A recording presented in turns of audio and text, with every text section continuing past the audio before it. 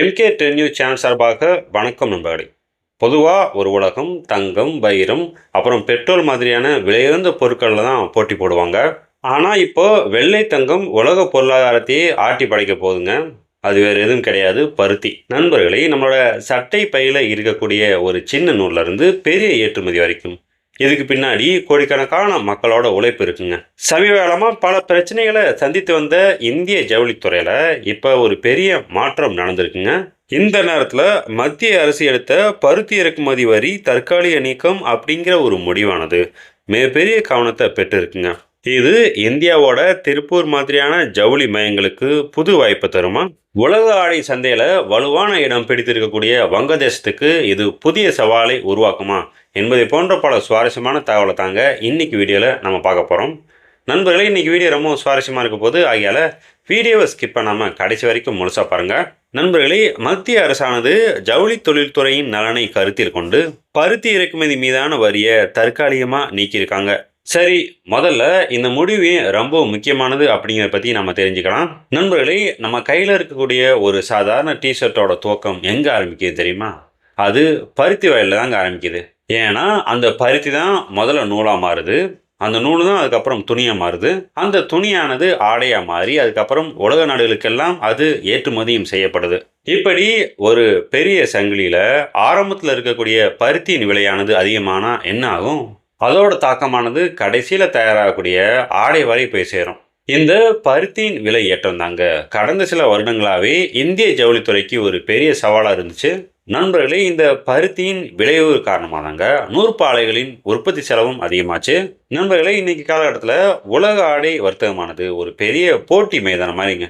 நண்பர்களே, ஒரு பெரிய போட்டி நிறுவனம் லட்சக்கணக்கான உடைகளுக்கு ஆர்டர் தரும்போது அதோட தரத்தை மட்டும் பார்க்காது, கண்டிப்பா அதோட விலையும் கவனிப்பாங்க.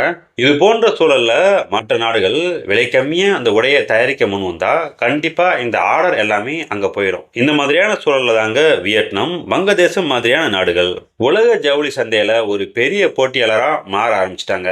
குறிப்பா வங்கதேசத்தை எடுத்துட்டீங்கன்னா அங்க உற்பத்தி செலவானது ரொம்ப ரொம்ப கம்மிங்க. அங்கே பெரிய பெரிய தொழிற்சாலைகளும் இருக்குது. இந்த மாதிரியான காரணங்களால் தாங்க அது உலக சந்தையில் முக்கியமான இடத்தையும் பிடிக்க ஆரம்பிச்சிச்சு. ஆனால் சமீபத்தில் இந்தியா எடுத்த ஒரு முக்கியமான முடிவால் இந்த போட்டியில் இந்திய நிறுவனங்களுக்கும் வாய்ப்பு உருவாகும் அப்படின்னு சொல்லி நம்பப்படுதுங்க. ஏன்னா இந்திய அரசோட இந்த முடிவால் நூற்பாலைகளுக்கு உலக சந்தையிலிருந்து தேவையான பருத்தியை போட்டித்திறன் கொண்ட விலையில் வாங்க வாய்ப்பு கிடைக்குங்க. நண்பர்களே, மூலப்பொருள் செலவு மட்டும் கட்டுக்குள்ள வந்தா போதுங்க, நூல் உற்பத்தி செலவும் குறைய நிறைய வாய்ப்பு இருக்கு. இந்திய அரசோட இந்த முடிவானது ஆடை தயாரிப்பு நிறுவனங்களுக்கு ஒரு மிகப்பெரிய ஹெல்ப்பா இருக்குங்க.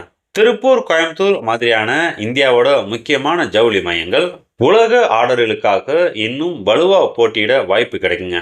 குறிப்பா கோயம்புத்தூரை எடுத்துட்டீங்கன்னா அங்க இருக்கக்கூடிய பல நூற்பாலைகள் பருத்தி அடிப்படையாக வச்சாங்க இயங்குது. ஒரு மில்லுக்கு தேவையான பருத்தியானது சரியான நேரத்திலும் சரியான விலையிலும் கிடைத்தால் என்ன நடக்கும்?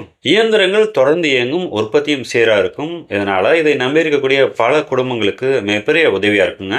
நம்மளே உலக வரைபடத்துல தனக்குன்னு ஒரு தனித்துவமான அடையாளத்தை உருவாக்கி வைத்திருக்கக்கூடிய நகரம் தாங்க திருப்பூர். இங்க தயாராகக்கூடிய ஆடைகள் இந்தியாவில் மட்டும் இல்லைங்க, வெளிநாட்டு சந்தைகளையும் ஏற்றுமதியாகும். ஆனா சர்வதேச வியாபாரத்தை பொறுத்த வரைக்கும் ஒரு முக்கியமான விஷயம் இருக்குங்க, அதுதான் போட்டி விலை. உதாரணத்துக்கு இப்போ நான் சொல்லக்கூடிய விஷயத்த கொஞ்சம் கற்பனை பண்ணி பாருங்க. ஒரு நிறுவனம் லட்சக்கணக்கான டிஷர்ட்டை வாங்க முடிவு செய்யுது. ஒரு டிஷர்ட்டுக்கு 5 ரூபா மிச்சமானா கூட ஒரு பெரிய ஆர்டர்ல போகும்போது லட்சக்கணக்கான ரூபாய் மிச்சமாகும். அதனால தாங்க உலக ஜவுளித்துறையை பொறுத்த வரைக்கும் ஒவ்வொரு ரூபாயும் மிக முக்கியம்.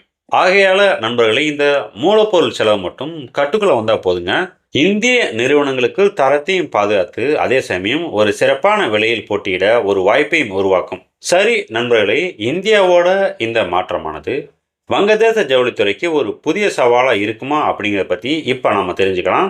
பல வருஷமாவே உலக ஆடை ஏற்றுமதியில வங்கதேசமானது ஒரு முக்கியமான இடத்தை பிடிச்சிருக்குங்க. அங்க இருக்கக்கூடிய பெரிய தொழிற்சாலைகள், அனுபவம் வாய்ந்த தொழிலாளர்கள், உலக நிறுவனங்களோட அவங்களுக்கு இருக்கக்கூடிய நீண்டகால உறவுகள் காரணமா வங்கதேசமானது சர்வதேச ஆடை ஏற்றுமதியில ஒரு முக்கியமான இடத்தை பிடிச்சிருக்குங்க.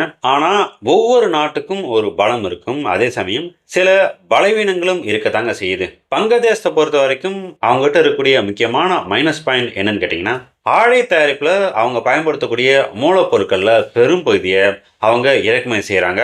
இந்த இடத்துல தாங்க இந்தியாவுக்குன்னு ஒரு தனி வாய்ப்பு இருக்கு. ஏன்னா இந்தியால பருத்தி விவசாயம் நடக்குது. இதை நூலா மாற்றக்கூடிய நூற்பாலைகளும் இருக்கு. துணி தயாரிக்கும் தொழிற்சாலைகளும் இருக்குங்க. கடைசியா இதை ஆடையா மாற்றக்கூடிய ஆடை தயாரிப்பு நிறுவனங்களும் நம்ம நாட்டுல ஏராளமா இருக்கு. அதாவது ஒரு பருத்தி செடியில ஆரம்பிக்கக்கூடிய ஒரு பயணமானது ஒரு ரெடிமேட் ஆடையா மாறும் வரைக்கும் எல்லா விதமான கட்டங்களும் இந்தியாவுக்குள்ளேயே நடந்துருது.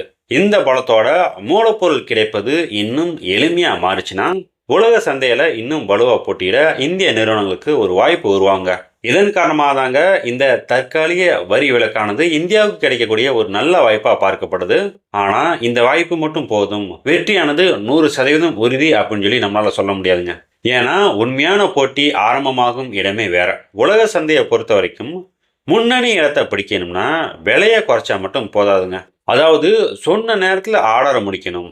தரத்திலையும் எந்த விதமான சமரசமும் நம்ம செய்யக்கூடாது. உலகம் எதிர்பார்க்கக்கூடிய புதிய மாற்றங்களுக்கு ஏற்ற மாதிரி நம்மளோட தொழில்துறையும் மாறணுங்க.